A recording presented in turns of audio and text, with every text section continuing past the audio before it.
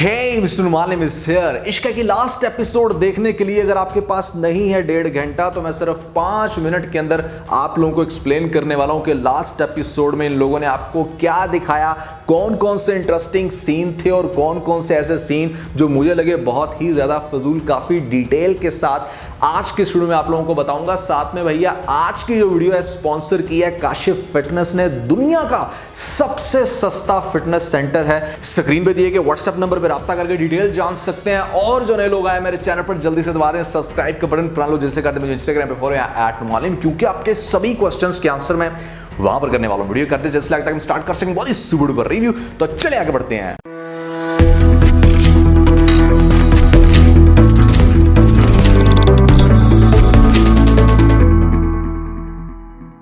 इश्क की last episode के अंदर क्या दिखाया गया आपको अभी बताता हूं, लेकिन सबसे पहले मेरी बात आप कान खोल के सुन लो, स्पेशली लेडीज। दुनिया का लाख महंगा सूट चाहे लाख रुपए वो कॉस्ट करता है, पहन रखा है आपने, कभी भी अट्रैक्टिव नहीं लगेंगी। 1500 रुपए वाले सूट के अंदर आप ज्यादा अट्रैक्टिव लगेंगी। रीजन क्या होगी? फिटनेस। भाई तू 5 लाख सैलरी कमाता है, अगर तेरी तोन इतनी बड़ी बाहर निकली हुई है तो तुझे कोई भी अच्छी लड़की पसंद नहीं करेगी, अच्छा रिश्ता नहीं मिलने वाला। यहां पर तू अपनी कैरियर की लाइफ में और सबसे बढ़ के पर्सनल लाइफ के साथ साथ जिंदगी की हर स्टेज में स्ट्रगल करेगा, क्योंकि जाना तो जहाना यहाँ पर बड़े तो क्या छोटों को भी मेरे ख्याल से एक्सरसाइज की बहुत ज्यादा जरूरत होती है। तो भाई ऐसे में हमारे पास पाकिस्तान का सबसे सस्ता ट्रेनिंग सेंटर आ गया, जिसमें आपको सिर्फ सालाना 5000 रुपए फीस जमा करानी है और यहां पर ये बनते हैं भैया महीने के शायद लगभग 400 रुपए। अब 400 रुपए महाना में यहां पर आपको सर्विसेज क्या मिल रही हैं? लेडीज के लिए सेपरेट लेडीज स्टाफ है जो उसको प्रॉपर ट्रेनिंग देगा, बताएगा कि किस तरीके से आपको कौन कौन से स्टेप्स करके अपने वेट को घटाना है, या अगर आप बिल्कुल तिनके की तरह लगती हैं तो कैसे बढ़ाना है। हर मेंबर का ये क्लिनिकल सेपरेट डाइट प्लान बना के देते हैं, आपको बताते हैं कि भैया साथ में एक्सरसाइज की आपको क्या खाना पीना है। और सबसे जो इंटरेस्टिंग बात है ना वो ये कि इसका ट्रायल बिल्कुल फ्री है। मतलब यहां पर आपको स्टार्ट में पैसा नहीं पे करना, बिल्कुल फ्री ट्रायल लें। व्हाट्सएप नंबर आपको मिल रहा है स्क्रीन पे, डिस्क्रिप्शन में भी आपको इनकी वेबसाइट का लिंक और यहां पर फेसबुक का लिंक मिल जाएगा। क्लिक करके इनकी सर्विसेज को जरूर चेक कीजिएगा। और यहां पर हम डिस्कस कर लेते हैं कि भैया इश्क की लास्ट एपिसोड के अंदर अब तक आपको दिखाया क्या गया। सबसे पहले तो वीडियो को जल्दी से लाइक कर दें, क्योंकि जैसा मैंने आप लोगों को बताया था कि निम्रा अब इस चीज को बर्दाश्त नहीं कर पाएगी और वो कर लेगी सुसाइड। अब सुसाइड उसने की कैसे बिल्कुल भी नहीं दिखाया गया। आई नो के पैमरा के कुछ यहाँ पर रूल्स हैं, बस वो बैठे बैठे ही बेचारी बेड पे गिर के मर जाती है और बाहर समीरा डिस्कस कर रही होती है अपनी सास के साथ कि मैं तो सब कुछ ठीक कर दूंगी। जैसे हमने पहले शाहजेब को कन्विंस कर लिया था, दोबारा से कन्विंस कर लेंगे निम्रा के लिए, जबकि निम्रा तो बेचारी ऊपर पहुंच जाती है। यहाँ पर उसके मरने पे बहुत ही ठंडा शोक दिखाया जाता है। दूसरी तरफ इसरा के पास शाहजेब जाता है और जाके कहता है कि मुझे माफ कर दो, लेकिन इसरा कहती है दफा हो जाओ, मुझे तुम्हारी शक्ल भी कबूल नहीं है, तुम यहाँ पर लेने क्या आए हो। शाहजेब अपनी सारी प्रॉपर्टी जो है वो यहाँ पर नाम कर देता है रजा के। समझ इस बात की नहीं आती कि भैया यहाँ पर जब ये दोनों सगे भाई थे तो सारी प्रॉपर्टी शाहजेब के नाम पर ही क्यों थी।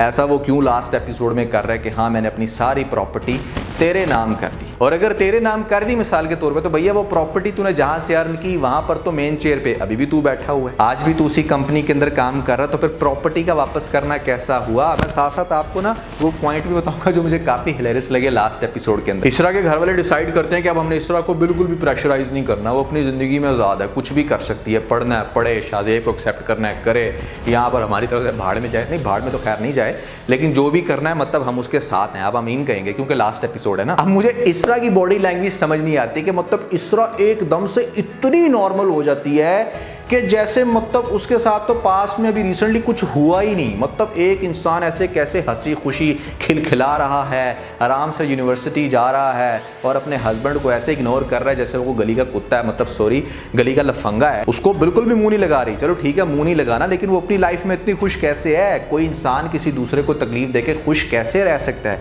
और आगे सबसे जो इंटरेस्टिंग बात है इसरा की, आप लास्ट एपिसोड में बात सुने जो उसने बात की। इसरा कहती मैंने तुम्हें अपनी पलकों पर बिठा के रखा था और तुमने मेरे साथ इतना बुरा सलूक किया। भाई हमें बहुत अच्छे से याद है इसरा ने जितना पलकों पे बिठा कर रखा था शाहजेब को।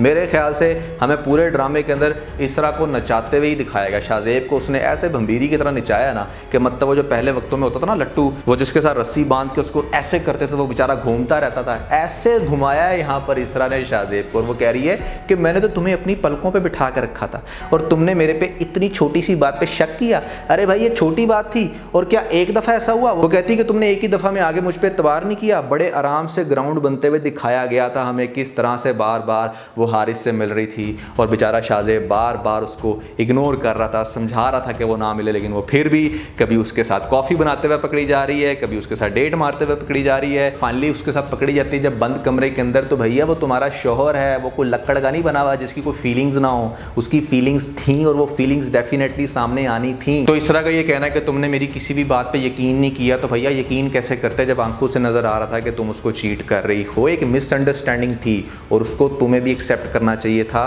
कि yes that was a misunderstanding created by Haris और उसके साथ वो जो निम्रा थी और यहाँ पर शाहजेब की भाभी, उसकी माँ, दोनों तरफ से गलती थी। तो आपको इस तरह से हमेशा फीमेल करैक्टर को क्यों दिखाया जाता है कि भाई हाँ मर्द ही जो है ना वो बस एक्सेप्ट करे अपनी गलती। आखिरी एपिसोड में बैठे बैठे यहाँ पर नैना का बिहेवियर भी बिल्कुल ठीक हो गया क्योंकि लास्ट एपिसोड है ना, लास्ट एपिसोड में तो सब कुछ ठीक ही होना था। मतलब मुझे इस चीज़ से कोई मसला नहीं है, हैप्पी एंडिंग दिखानी थी ज़रूर दिखाते, लेकिन एकदम से सभी कैरेक्टर का मूड कैसे ठीक हो गया? कोई लॉजिक तो दिखाओ, मूड कैसे ठीक हो रहे हैं, क्या हुआ, कौन सी ऐसी इमोशनल कन्वर्सेशन हुई या क्या ऐसी बात कर दी कि एकदम से ऐसा कैरेक्टर जो पिछले 3-4 महीनों से हमें ड्रामा में देखने को मिल रहा था काफ़ी सख्त, एकदम से उसका दिल नरम हो गया बिल्कुल मोमबत्ती की तरह। तो भैया किस्सा मुख्तसर ये कि शाहजेब बेचारा भिखारियों की तरह इसरा के पीछे था और इसरा दिखा रही थी अपना एटीट्यूड, और फाइनली जब शाहजेब ने उसको जाके ये कहा कि मैं खुदकुशी कर लूँगा, मैं मर जाऊँगा, ऑब्वियसली अब आजकल ड्रामे के अंदर इतनी अमवात हुई थी, पहले हारिस की और फिर यहाँ पर निम्रा की, तो फिर